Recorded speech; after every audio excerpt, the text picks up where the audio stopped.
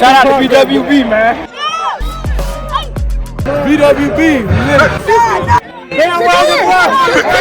out to BWB, man. You know what I'm saying? Bandwagon Buffs, man. Shout out to Bandwagon Buffs. Thank y'all for coming. BWB, baby.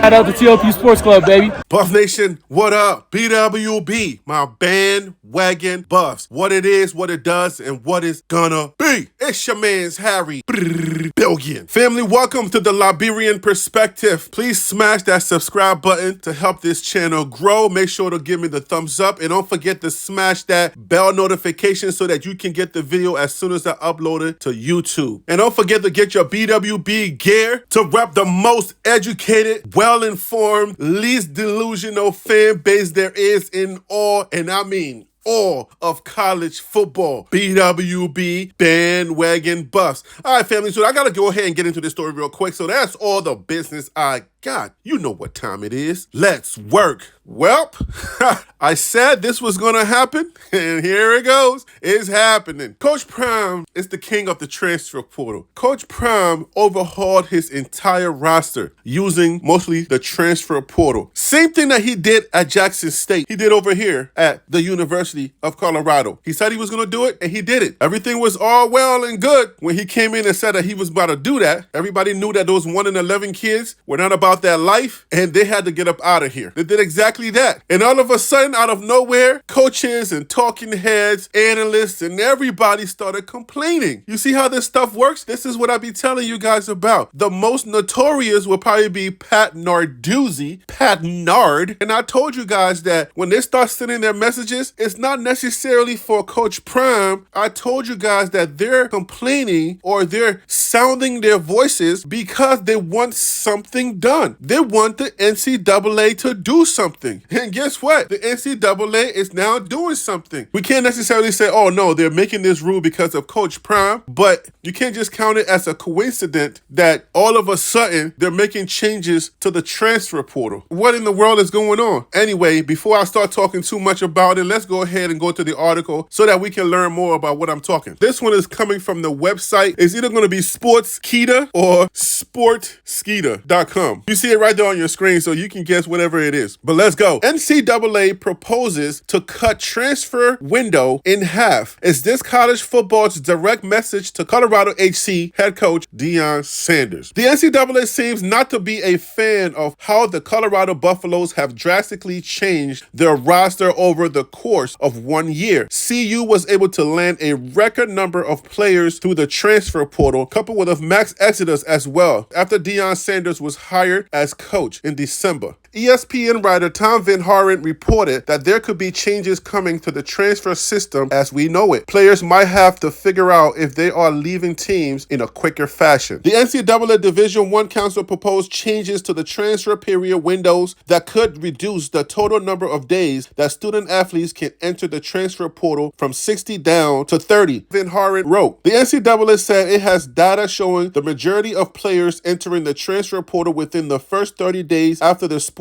championship, so the new rule would not change much. However, the movement surrounding the Colorado Buffaloes seems to be the course of this. Is the NCAA targeting Colorado Buffaloes? The Colorado Buffaloes were a major story since coach Deion Sanders was hired to transform them after a 1 in 11 season. Sanders told the players to enter the transfer portal, and 71 did so. Instead of trying to build through traditional recruiting, the Hall of Fame cornerback attracted talent from across the nation to transfer to the Buffaloes. What are the flaws in the system the NCAA is proposing? There is a possibility that any new laws are going to get tinkered with, and these questions will get answered. One immediate question is, if there is a coaching change in a program, would players have an extended period to transfer if they wait to see the new coaching hire? If they are punished for trying to stick it out and get burned in the end, that could be a terrible look on college football. Any new rule needs to be a thought-out process and not just a response to Colorado being an outlier. The Colorado Buffaloes buffaloes are not the norm. And although the NCAA is trying to get ahead of this becoming a trend, there needs to be some wiggle room for players in certain circumstances as well. A lot of questions are going to come out of this. If you go down this line and start to target certain people who win, then what's next? No matter how many times you change the law, somebody is going to figure out how to win within that law that you're setting. So it's not like Coach Prime does not know how to play within a 30-day window. It's just like in politics. You may be thinking that you're trying to set the law for a certain group of people or to respond to a certain group of people. Let's just say you're trying to punish Coach Prime or whatever you think you're doing. This is not necessarily just going to hurt Coach Prime. This is also going across the board. So it's going to affect other coaches that are coming down the line, and it's going to affect other players. We knew that the NCAA was going to do this. I said they were going to do this. Here they are. The NCAA are not proactive. They are more reactive as an organization than they are proactive. It always happens. It's kind of like they're just throwing anything at the wall to see what sticks. And that's not how you lead. And this is not how you govern. I don't know how they come up with their proposals. It's funny how all of these analysts start having all these issues. And then Pat Narduzzi and other coaches that are unnamed or that did not come forward publicly, they start having issues and they start having their little chatter. And then all of a sudden, the rules start to change. Everybody has somebody on the inside. Somebody's playing golf with somebody. Somebody's having lunch with somebody. Hey, are you going to let him do this? The guy wants to win and you're giving him all the players that he wants and he can possibly win. Now, if he wins, do you know what that's going to do to the sport? We don't want this guy to win. We cannot allow this guy to win. There's always something attached to their motives. It's no coincidence that all of a sudden the rules are changing. There's one thing I want you guys to watch for this season. I want you guys to watch for the referees. We have a couple of months before the games start. I want the constituents, those who follow Colorado football, to start watching the games very closely. Watch for what the referees do. Watch for the amount of calls that they make against Coach Prime and his team. If Coach Prime starts to win, this is going to look bad because what they're going to interpret that as, if he wins now, everybody is going to want to do what he did, and it's not going to be good for the game. We're trying to build our programs and we don't have the luxury of cleaning house like he did. So if he starts to win, then that means that every new Tom, Dick, and Barry, because I'm Harry, right? They're going to try to come in here and do exactly what Coach Prime did, and that's not good for the sport. Watch this coming season. This is not in an effort to say, I need a fallback plan. I'm going to blame the referees if Coach Prime starts to lose. That's not why I'm saying this. I'm saying this because according to their narrative that they're creating with all of these rule changes and with everything, all of the complaining and everything, it's not in their best interest for Coach Prime to win. Because when Coach Prime starts to win, that means that whatever he did works. There's a lot of different narratives that you can really conclude from these actions. Of course, we're not overreacting because this is a proposal. The way that a proposal works is you propose something and then they have to vote on it. So it's not like it's already happened. It's just a proposal. Should we do this? And then I guess the governing board or the body has to now go and try to see what the implications are, and then they vote and see if it happens. I don't know that Coach Prime is going to be faced with this. Coach Prime has already overhauled his roster. Coach Prime already got the guys that he wants in his program. He already got the coaches he wants, and he already has the players that he wanted. So that's already done. What Coach Prime did is reserved for first-time coaches at a new school or at a new program. So Coach Prime is already in the clear. So the rule is not necessarily going to affect Coach Prime. Coach Prime did not have the luxury of choosing those kids that were already here. So he had to make some major moves. We're going to have to keep an eye on the NCAA. If they start doing some real skittish stuff, like changing the rules every single time Coach Prime wins, then I'll have some issues with that. But his team is already set. Next year, his recruiting is going to be based upon how he does in 2023. And of course, everything else that comes along with playing for Coach Prime. Coach Prime is going to be fine. Whatever rules they want to set, Coach Prime is going to play within these rules. So it doesn't matter how many roadblocks they try to put in the way. Coach Prime knows how to navigate himself and his team around the rules and the regulations. You do what you have to do. He's going to do what he has to do. That is just how Coach Coach Prime operates. I don't see it hurting Coach Prime. The adverse effect is that it's going to hurt other coaches, not Coach Prime. I believe Coach Prime is going to come in and he's going to smack some teams in the mouth, and it's going to be inevitable that a lot of the student players are going to want to play for Coach Prime. Once you start seeing those W's